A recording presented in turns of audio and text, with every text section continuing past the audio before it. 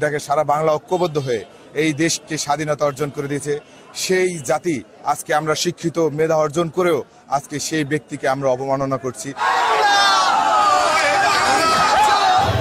সংগ্রামী সাথীরা, এই বাংলাদেশ আওয়ামী লীগ দীর্ঘদিনে এই পর্যন্ত এসেছে।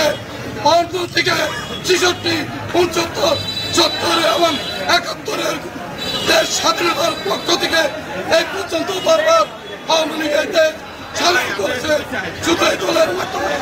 তাই আমি বলতে চাই, আমাদের দলের স্থপতি বঙ্গবন্ধু শেখ মুজিবুর রহমান তার ভাস্কর্যের উপর অবমাননা এ আর সহ্য করার মতো নয়। আজকে দেখা যায় বঙ্গবন্ধুর ভাস্কর্য ভেঙে এবং এক গোষ্ঠী যারা বিদেশের চক্রে পড়ে আজকে তারা সেই মূর্তি অপমান করছে, বঙ্গবন্ধুর ভাস্কর্য অপমান করছে।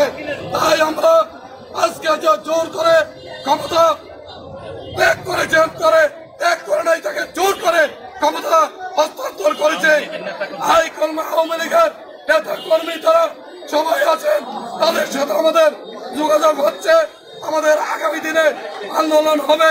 ডক্টর ইউনূসের চক্রান্তর মাধ্যমে মাননীয় প্রধানমন্ত্রী জননেত্রী শেখ হাসিনাকে গভীর ষড়যন্ত্র করে তাকে ক্ষমতাচ্যুত করার জন্য যে ষড়যন্ত্র শুরু হয়েছে, আমরা সেই ষড়যন্ত্রের বিরুদ্ধে ঐক্যবদ্ধভাবে জাজিরা থানা আওয়ামী লীগ আজকের এই প্রতিবাদ সভা।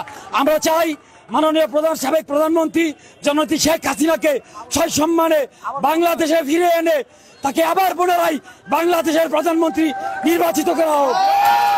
আমরা যতদিন পর্যন্ত জননেত্রী শেখ হাসিনাকে বাংলাদেশে ফিরে এনে না হবে, ততদিন পর্যন্ত আমরা শান্তিপূর্ণ কর্মসূচি চালিয়ে যাব।